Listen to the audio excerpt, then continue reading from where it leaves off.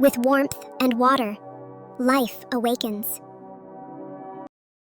And then, one morning, the first reward. A single petal unfurls, then another, release. Every year, spring calls for new beginnings, a time to plant hope in the earth. I brought back some rose saplings this year. I want to create a wall of fragrance and color for our small yard. Good soil is the foundation of all life. It needs to be awakened after its winter sleep. We prepare a home for each new life. A little ash from the stove gives them the strength to grow. We plant not just a sapling, but a dream of future blooms. Tucking it in securely, wishing it strength against the wind and rain. The first drink of water is the most important, a welcome to its new home. With warmth and water, life awakens. The last sapling finds its home.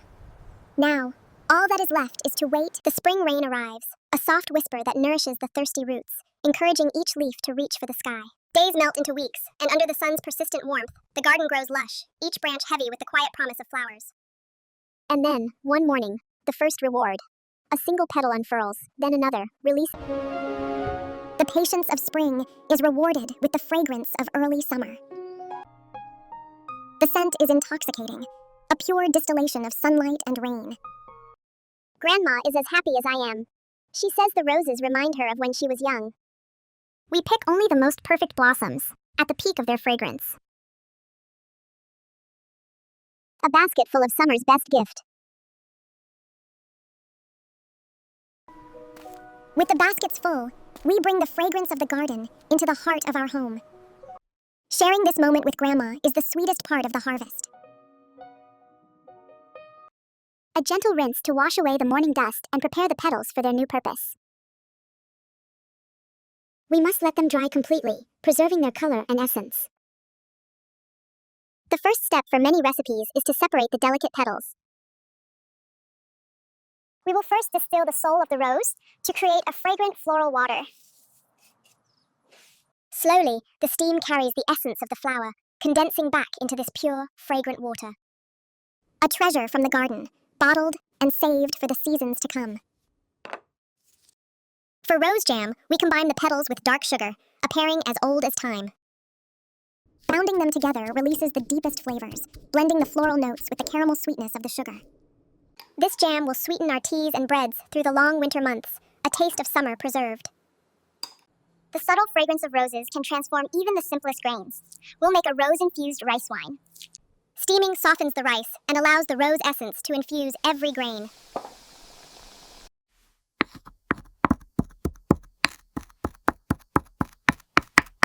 It must cool to the perfect temperature, warm enough for the yeast to awaken, but not so hot as to harm it. We introduce the yeast to the rice, beginning the magic of fermentation.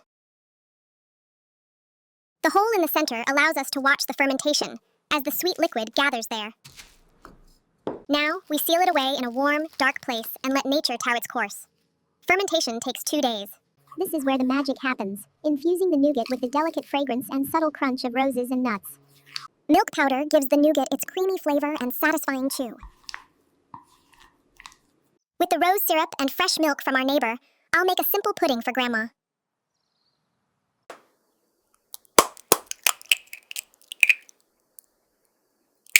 The sweetness of roses and sugar blended into a smooth paste. And for a cooling dessert, sago pearls boiled until they are soft and translucent. The secret to a flaky pastry is in the layers. We start with 2 kinds of dough. One made with water, for structure, and another with lard, for flakiness. The water dough protects the oil dough, so that when rolled, they create hundreds of delicate, separate layers. The first roll. We flatten it gently. And then roll it up, letting the dough rest and relax before the next step.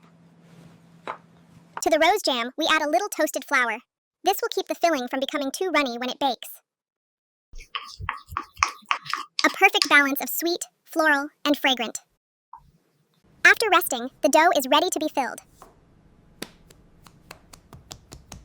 We enclose the sweet heart of the pastry, a hidden surprise inside. A final press, a mark of tradition, and they are ready for the oven. I hope you enjoy these pastries. We simmer it slowly with red dates, allowing the flavors to meld together. The kitchen fills with a sweet, comforting aroma as dinner slowly comes together. For our dinner, a chicken baked with the fragrance of roses. The oven holds the warmth of the fire, promising a delicious meal. Everything is ready. A small feast to celebrate the season's gift. Grandma, dinner is ready.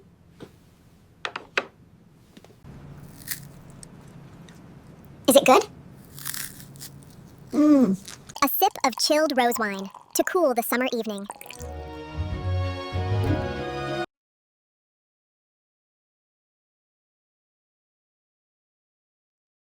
Of course, our littlest family members get to share in the feast too. The day ends, but the warmth remains.